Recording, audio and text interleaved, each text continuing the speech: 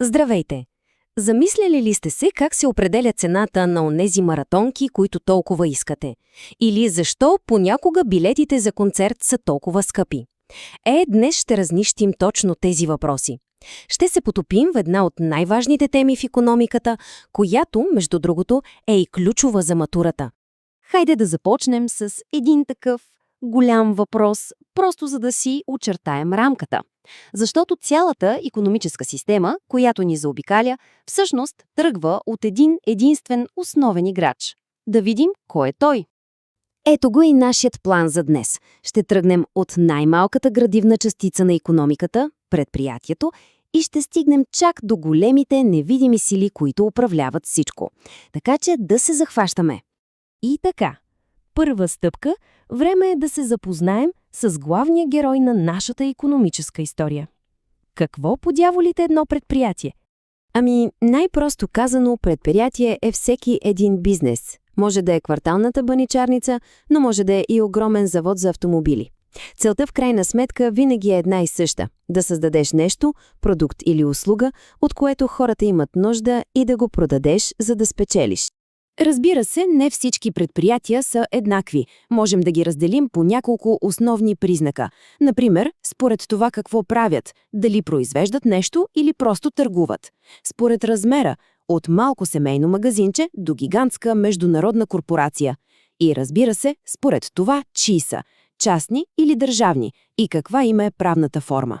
Добре, след като вече знаем какво е предприятие, нека да видим от какво се нуждае то, за да работи. Представете си ги като съставките в една рецепта за успех. Трите основни съставки за всеки един бизнес са пари, хора и още пари, но за бъдещето. Разбира се, без хора, които да работят, нищо не става. Но нека за момент да се спрем на двата финансови елемента, за да видим каква е тънката разлика между тях. Капиталът. Представете си го като парите в портфела на фирмата. Това са средствата, които са и нужни за ежедневните неща, за заплати, за суровини, за ток, за вода. Това е, така да се каже, горивото, което поддържа двигателя на бизнеса работещ всеки ден. Инвестициите, от друга страна, са нещо по-различно.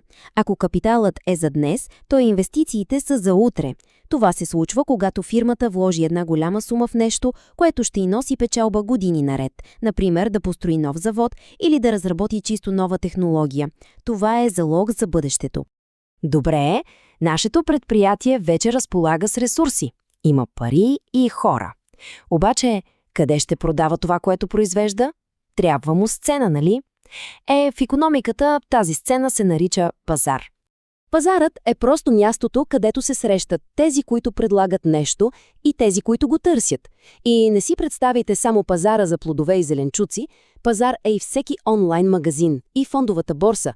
Това е просто арената, на която се случва целият икономически екшън.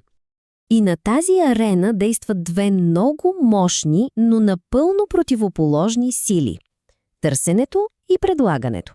Всъщност, те определят правилата на цялата игра.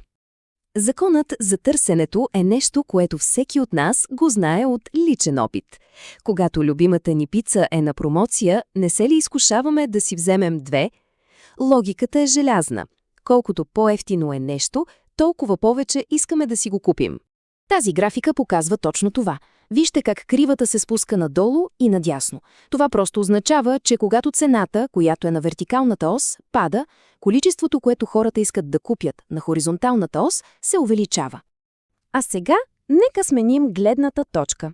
Да влезнем в обувките на продавача. Законът за предлагането казва, че производителите искат да продават повече, когато цената е по-висока. Напълно логично, нали? По-висока цена означава по-голяма печалба за тях. И тук графиката го показва идеално. Забележете как кривата на предлагането се изкачва нагоре. Това ясно ни казва, че колкото повече се вдига цената, толкова по-голямо количество стока са готови да предложат производителите на пазара. И така, ето го и ключовият сблъсък. Търсенето е движено от желанието на купувачите за ниски цени, докато предлагането е движено от желанието на продавачите за високи цени. Пълна противоположност.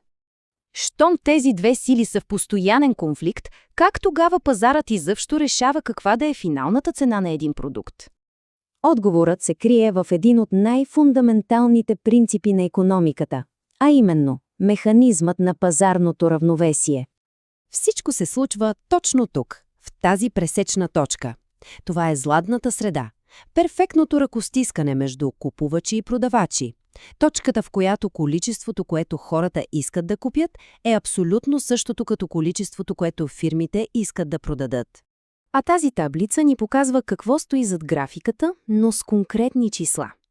Вижте, при всяка цена над 3 лева имаме излишък. Предлага се повече, отколкото се търси.